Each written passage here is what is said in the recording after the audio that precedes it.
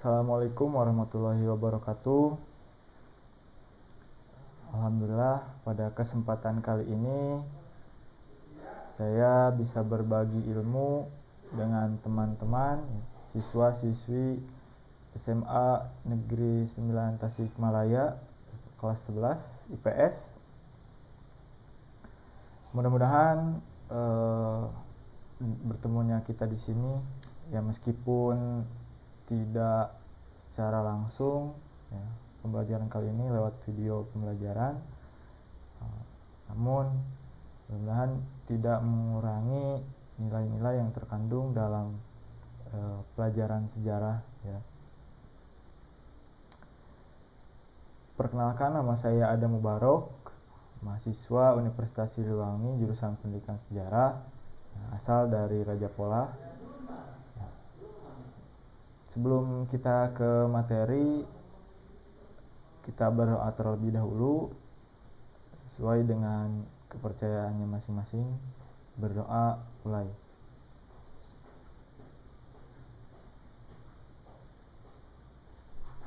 Berdoa tidak ada kata selesai.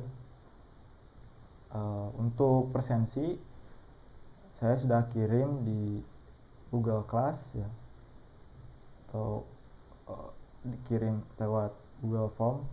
Nanti teman-teman isi saja Google Formnya untuk presensi.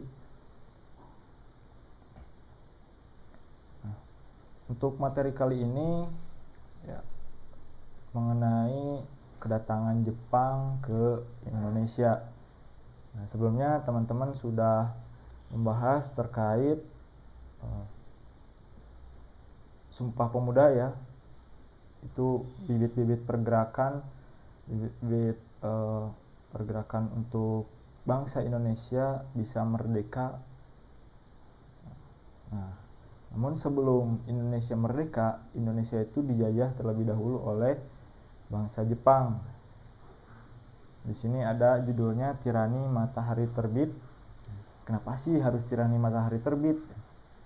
Coba teman-teman mungkin ada yang tahu gitu. Ya, tirani itu secara, kalau misalnya dalam KBBI berarti kekuasaan ya, kekuasaan yang dengan kesewenang-wenangan gitu. Dan matahari terbit itu menunjukkan atau identik dengan negara Jepang. Jadi pada saat Jepang menduduki atau menguasai negara Indonesia, itu memerintah dengan sewenang-wenang kepada rakyat Indonesia. Akan dibahas di slide-slide selanjutnya.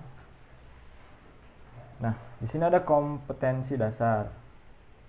Jadi teman-teman harus bisa menganalisis kedatangan Jepang ke Indonesia, sifat pendudukan Jepang di Indonesia, terus juga menalar sifat pendudukan Jepang dan respon bangsa Indonesia, dan menyajikannya dalam bentuk cerita sejarah.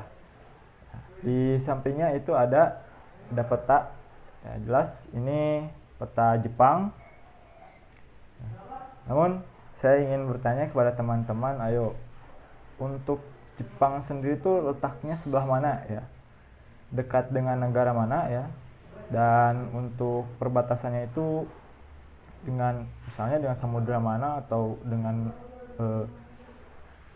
negara-negara terdekatnya itu negara apa saja gitu ya. Coba silahkan teman-teman bisa dilihat di, sekarang itu ada Google Maps ya. Kalau tidak ya, kalau punya atlas bisa dilihat di atlas. Nah, lanjut. Nah, saya akan bertanya nih pada teman-teman, apa yang pertama kali terlintas ketika mendengar kata Jepang? Yuk.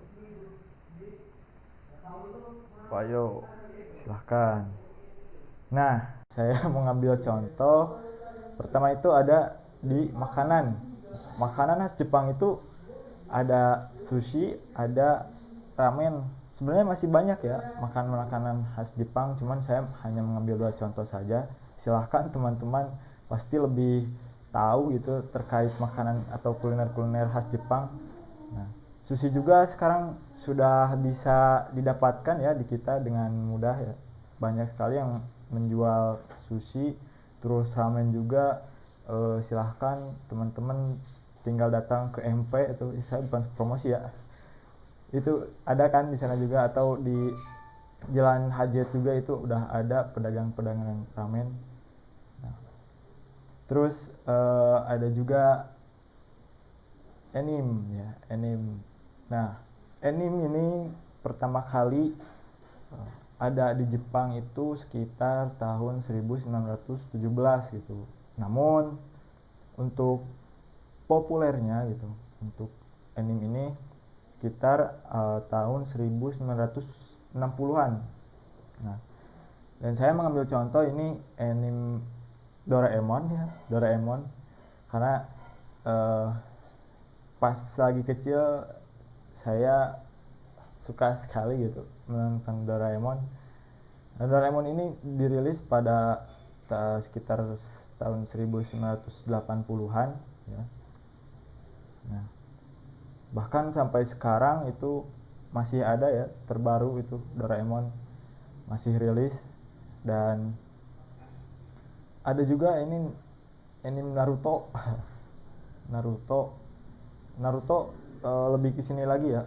Naruto itu diambil dari komik yang diterbitkan sekitar tahun 1990-an dan dijadikan anime itu rilis pada tahun 2007, sekitar 2007.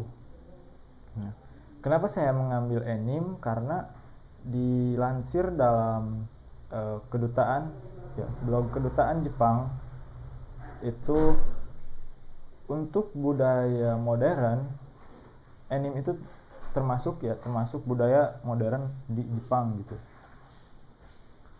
Jadi anak-anak sekarang itu memang ya banyak yang menyukai anime dari Jepang gitu. Bahkan ada yang namanya disebut wibu ya, saking sukanya menonton anime ada disebut wibu ya. Di sini juga mungkin teman-teman ada yang wibu. Terus ada lanjutnya itu ada industri atau kecerdasan buatan. Coba untuk industri nih, saya mengambil contoh di sini ada pembuatan kendaraan mobil ya. Kendaraan-kendaraan khas Jepang itu banyak sekali membanjiri setiap negaranya gitu, bahkan ke Indonesia sendiri. Nah, coba lihatlah teman-teman di jalanan gitu, jangan jauh-jauh lah, di rumah teman-teman sendiri gitu, lihat kendaraan milik orang tua atau milik sendiri. Kalau misalnya itu produk Yamaha, Honda, nah itu teman-teman sudah mengkonsumsi produk-produk Jepang ya. Dan sebenarnya produk-produk Jepang ini memang sudah ada sudah masuk ke Indonesia ketika Jepang menduduki Indonesia.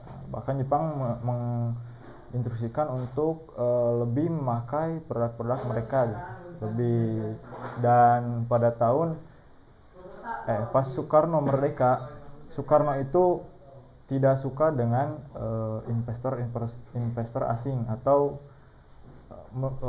jadi beliau ingin berdikari gitu, berdiri di bawah kaki sendiri gitu ya. Nah, namun pada saat Orde Baru,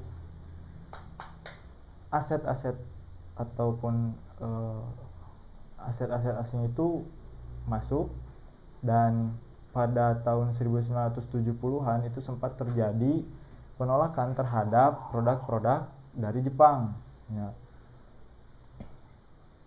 Nah, sehingga terjadilah peristiwa Malari itu, penolakan rakyat terhadap produk-produk asing.